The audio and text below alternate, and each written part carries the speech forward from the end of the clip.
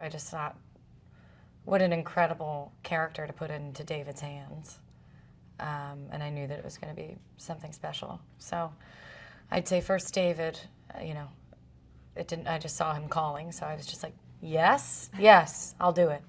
And then when I heard about Joy Mangano's story, it was just, of course. This particular woman has her own dreams and has her own aspirations that she's put on hold for her entire life. And I think that that's a huge reason of why the story spanned for so long, for these 4 generations. How long can you keep putting other people in front, you know, before yourself, before you finally decide there's something inside me that has to live, that has to breathe. Joy is a story told over 4 generations. It's about a woman and her family. It's about Joy's role as the mother and her battle and her struggles to bring her dreams, you know, to light and become this matriarch of this family and a multi-billion-dollar company, and also what happens after success. What does joy and happiness mean after you've achieved your goal? Joy had been buried for 17 years.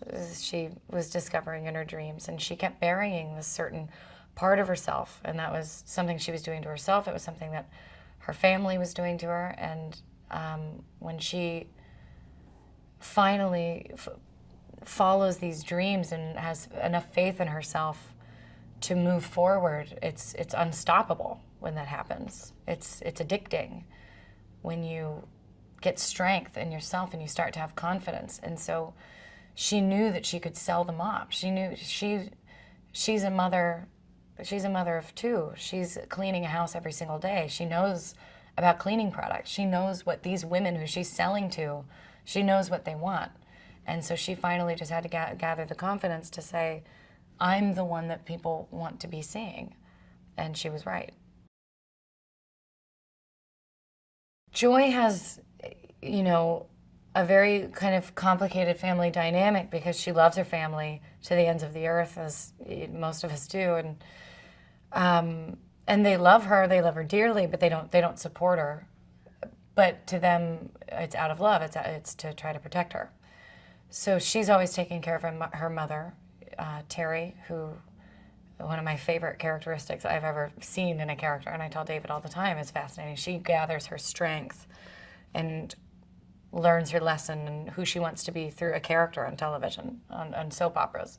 It's just the world that she chooses to disappear into. So Joy is always taking care of her mother. She's never really had the chance to be the child because she was always taking care of her parents, and now she's older and she's still taking care of her parents, and she's also taking care of her husband, Tony, who's another child. You know, he is a failed nightclub singer, and he's, you know, it's his dreams and what he wants to do, and she's raising the children, and she's kind of raising him, and she says, you know, they're the best divorced couple in America because they get along, you know, and he still lives in the basement, which, as Rudy, Bob De Niro's character, points out, is not the proper way to be divorced. Joy has kind of, I would say, the relationship that she has with Rudy, her father, is more just kind of helpless. It's kind of, he is who he is. He's not going to change. You know, she does the best with what she can with Rudy.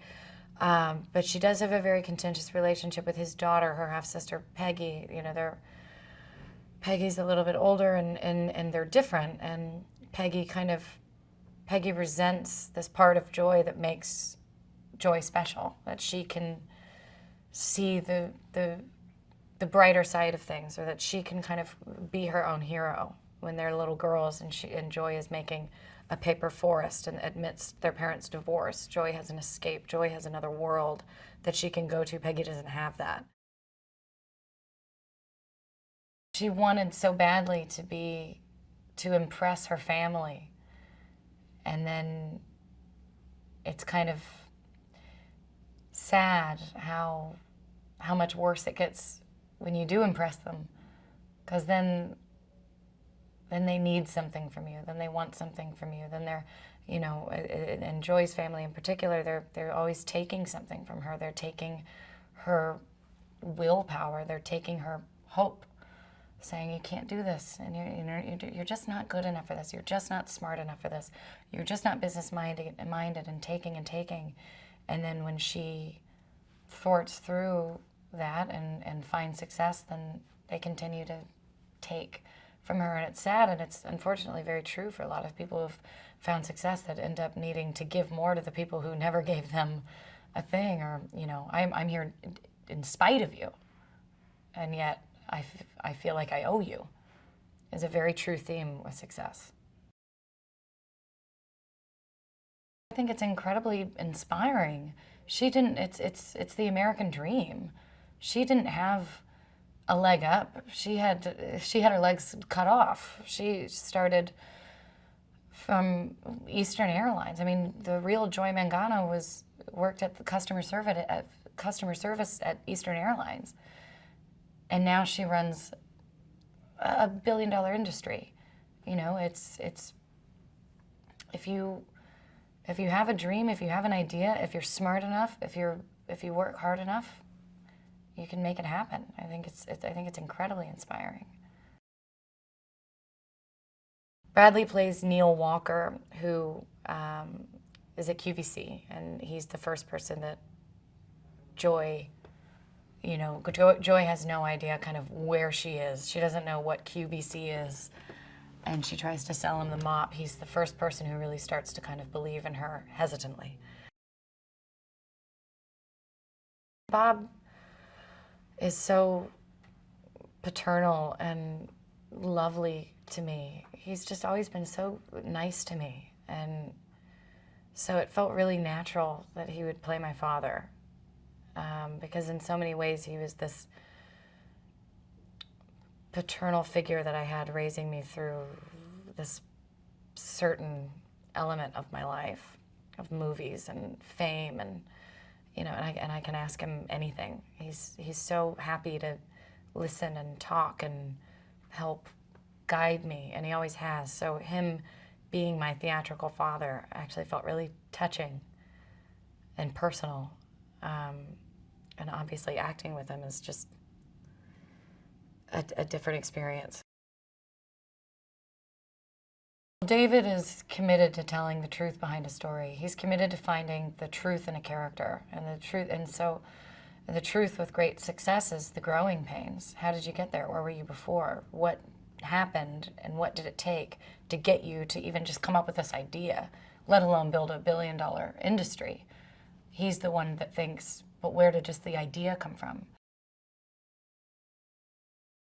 I hope that they take away more than one thing that they were expecting to, because it's so easy to call it the story of the American dream, or, you know, a gangster movie at the heart of a woman, with the heart of a woman, or, you know, there's so many, but it's so multi-layered. There's the story about getting to know yourself.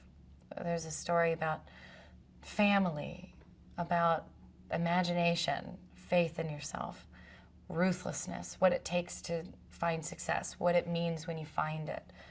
There are so many different elements to this movie that I just hope people can walk away with all of them.